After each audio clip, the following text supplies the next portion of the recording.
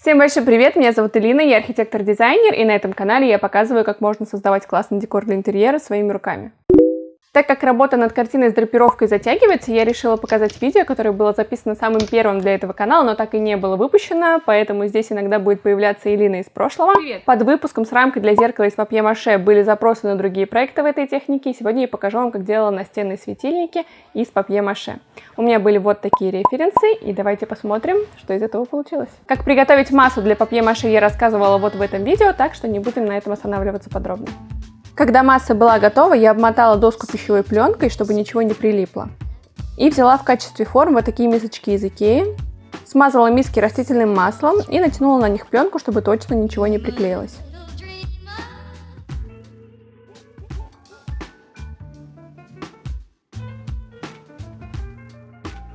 Я беру массу и просто налепляю ее на миску, формируя неровные края.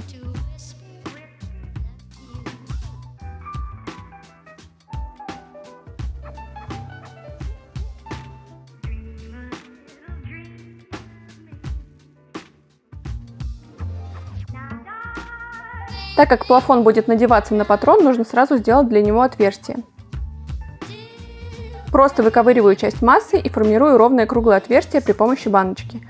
На ней же форма будет стоять при высыхании. Разглаживаю все неровности влажными руками.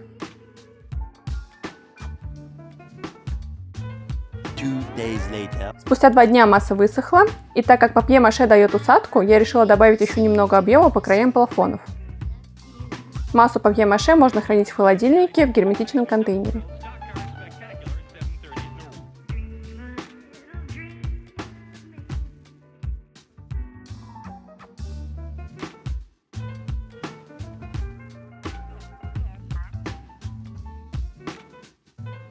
Внутри разглаживаю массу ложкой.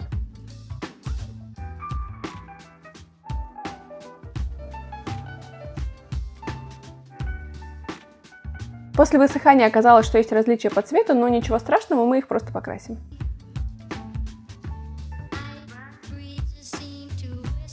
Для начала зашкуриваю какие-то грубые неровности наждачной бумагой.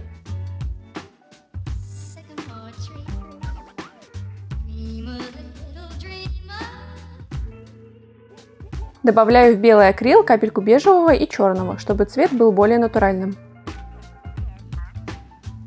И крашу кистью.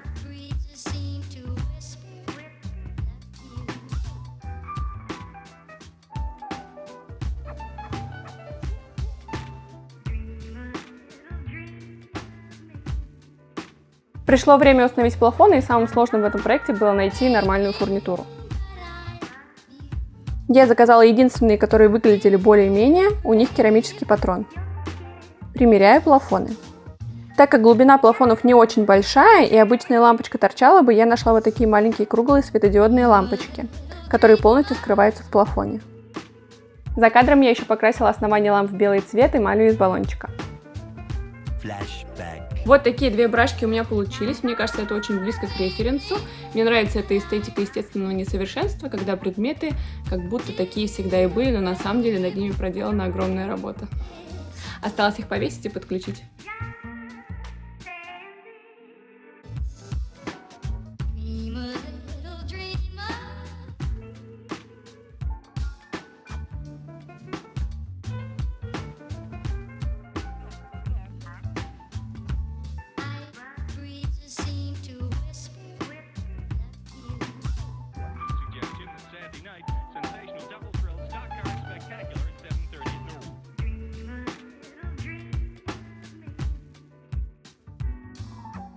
Спасибо, что досмотрели это видео. Поделитесь, пожалуйста, вашими впечатлениями от проекта в комментариях. Не забывайте подписываться на мой канал. И до встречи в новых выпусках.